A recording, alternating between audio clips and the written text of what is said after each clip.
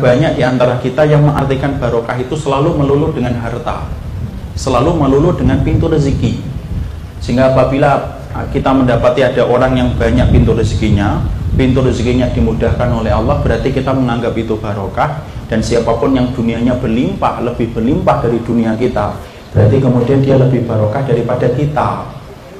Makanya sering sekali kita mendapati ibu apabila dia punya anak, anaknya itu apabila kaya raya walaupun tidak taat sama Allah, tetapi apabila dia menjadi anak yang kaya raya, maka ibunya akan mengatakan, nak, Masya Allah ya nak, hidupmu sekarang barokah. Walaupun kemudian anaknya mungkin tidak taat sama Allah, tidak pernah datang ke masjid, mungkin sulit untuk membayarkan zakat, tapi ternyata karena ibunya melihat tumpukan hartanya begitu banyak, ibu itu berkomentar, nak, Masya Allah ya nak, hidupmu sekarang barokah.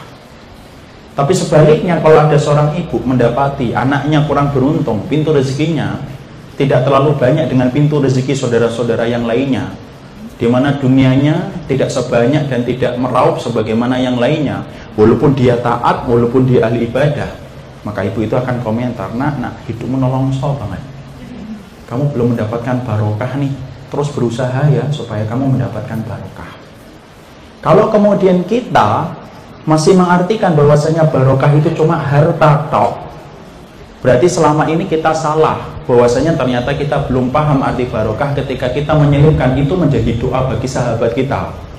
Karena ternyata kita tidak paham bagaimana arti barokah, walaupun kita sering menyampaikan dan sering menyelipkan di dalam doa. Kalau diartikan doa, kalau diartikan barokah itu hanyalah harta, Masya Allah, berarti kita ini wajib mengambil tisu yang banyak, nangis di pojok ruangan. Kenapa? Karena harta kita dibandingkan harta sama orang kafir, harta orang kafir itu lebih banyak daripada harta kita. Nah, kalau kemudian diartikan bahwasanya barokah itu harta, Masya Allah, berarti orang kafir, orang yang di Hollywood, orang yang di Bollywood, mereka itu lebih barokah daripada kita. Kenapa? Harta mereka lebih banyak daripada harta kita. Mereka naik pesawat pribadi, jet. Kita aja kalau kemudian naik pesawat, nyari yang promo, itu pun 3 bulan sebelumnya. Itu pun kalau kemudian menggambarkan bahwasanya itu adalah barokah, itu adalah harta yang berlimpah, Masya Allah, nangis yang banyak Pak, nangis yang banyak Bu, karena ternyata bahwasanya hidup kita tidak barokah dibandingkan dengan orang kafir yang bergelimang harta daripada harta kita. Saya yakin kalau kemudian harta itu menjadi tanda keberkahan satu-satunya, Allah tidak mungkin akan memberikan itu kepada orang kafir, karena tidak mungkin Allah memberikan keberkahan kepada kehidupan orang kafir. Disitulah kita paham, berarti mengartikan barokah hanya dari sudut pandang harta, salah, kurang benar. Makanya kemudian kita harus mengetahui arti barokah itu apa dalam kehidupan kita, supaya kita betul-betul ngerti apakah hidupmu dan hidupmu sudah barokah ataukah belum. Jangan sampai kita merasa sudah barokah padahal jauh dari arti barokah. Bisa jadi ada orang yang sudah barokah hidupnya tetapi dia merasa belum barokah. Inilah pentingnya bagaimana kita memaknai apapun dalam kehidupan itu dengan ilmu. Dan alangkah beruntungnya orang yang mereka menyisir kehidupan tetapi mereka memiliki ilmu, dia akan paham segala sesuatu dengan detail. Tapi sebelum kita membahas tentang itu, kita juga harus paham harta itu diberikan oleh Allah kepada kita dengan 2 makna. Ini kita harus mengerti.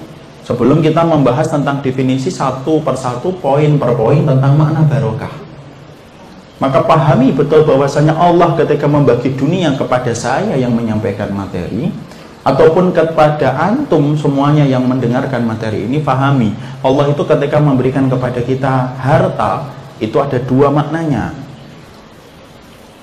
Maka yang pertama apa? Allah itu memberikan merupakan bagian dari keridhaan, kata para ulama salafus salih.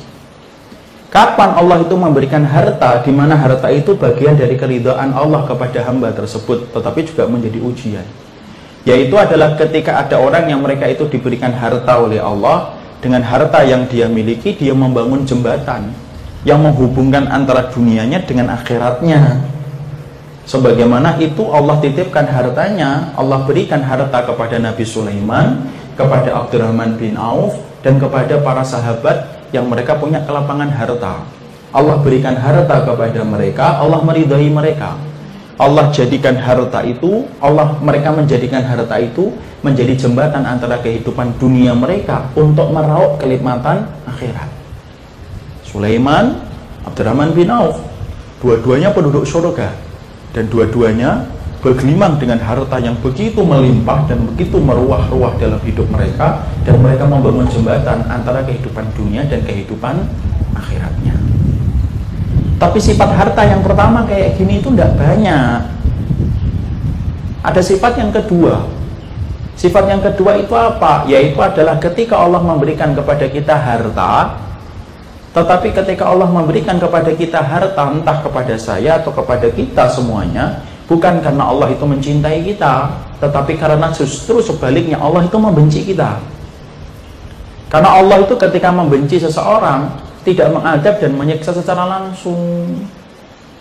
Tetapi Allah ketika memberikan harta dan materi kepada seseorang, terkadang justru karena Allah benci kepada hamba itu, Allah ketika menampakkan kebencian kepada orang tersebut, Allah mudahkan hartanya, Allah gampangkan rezekinya. Mana dalilnya?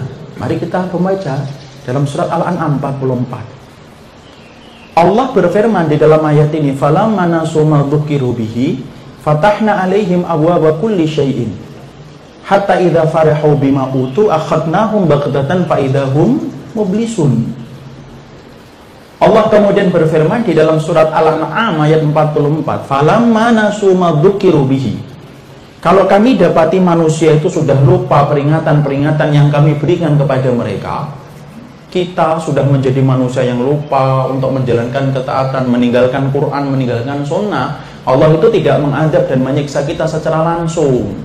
Beda dengan keadaan kaum sebelum Rasul. Setiap mereka meninggalkan ketaatan diganjar oleh Allah dengan adab yang pedih. Itu dulu sebelum diutusnya Rasul. Tapi ketika sudah datang urusan Rasulullah dan itu membawa rahmat dalam kehidupan kita, maka Allah ketika mendapati satu kaum dan satu manusia meninggalkan peraturan yang ditetapkan oleh kitabullah dan sunnah, tidak langsung disiksa, tidak langsung diazab. Allah justru mengatakan fatahna alaihim abwaaba kulli syai'in. Kami bukakan pintu-pintu kesenangan duniawi kepada mereka yang sebelumnya mereka tidak pernah dapatkan.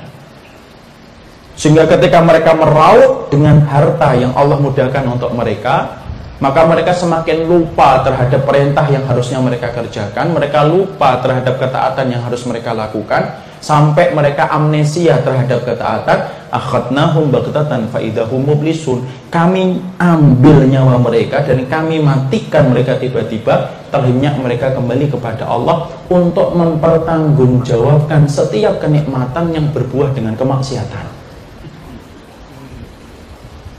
Inilah yang menjadikan akhirnya Masya Allah, tidak semua harta itu Allah berikan kepada kita merupakan bagian dari keridhaan Allah.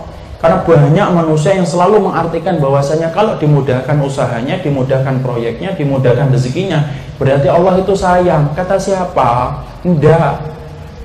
Bahkan kemudian diantara salah satu hal yang Allah berikan kepada manusia ketika manusia itu sudah banyak maksiat, tebal dosanya, tergores dalam lembaran itu banyak pembangkangan dan durhaka kepada Allah, maka ketika mereka durhaka kepada Allah, maka Allah jadikan mereka dimudahkan rezekinya, dimudahkan dunianya, sampai ketika dimudahkan rezekinya dan dimudahkan dunianya, mereka kemudian diambil nyawanya oleh Allah secara tiba-tiba. Inilah yang kemudian dikatakan oleh Rasulullah Sallallahu Alaihi Wasallam ketika Nabi mengabarkan kepada kita, idza ra'aitallaha yu'til abda ala ma'asihi fa'lam annahu istidraj. Makanya sampai Rasulullah Sallallahu Alaihi Wasallam mengingatkan kepada kita di dalam hadis yang sahih, idza ra'aitallaha yu'til abda ala ma'asihi fa'lam annahu istidraj. Sampai Rasulullah Sallallahu Alaihi Wasallam mengabarkan kepada kita, kalau kamu melihat Allah memberikan kenikmatan kepada hamba, tetapi hamba itu bertambah kemaksiatan dan dosa yang dia kerjakan, fa'lam, ketahuilah, annahu istidraj, itu adalah sesungguhnya istidraj. Apa itu istidraj? Istidraj itu kalau dalam bahasa Jawa dilulu, kalau dalam bahasa Sunda katanya sungkung. Tahu nggak orang Sunda? Nggak tahu kalau saya salah. Kalau kemudian kalau orang Indonesia, orang kemudian bahasa Indonesia, yaitu adalah dinaik-naikkan untuk kemudian dijatuhkan dalam titik yang rendah. Itu namanya dilulu, itu namanya istidraj. Jadi ada orang yang mereka itu diberikan oleh Allah harta, bukan karena Allah itu mencintainya, tetapi ada orang yang Allah berikan kepadanya harta, Allah buka pintu-pintu rezekinya lebih banyak daripada sebelumnya, bukan karena Allah senang, tetapi Allah itu membencinya. Dan cara Allah membencinya itu apa? Menjadikan amnesia dengan bertambahnya harta ketika dia merasa itu tanda kebahagiaan yang Allah kirimkan, padahal itu tanda kebencian Allah kepada dirinya.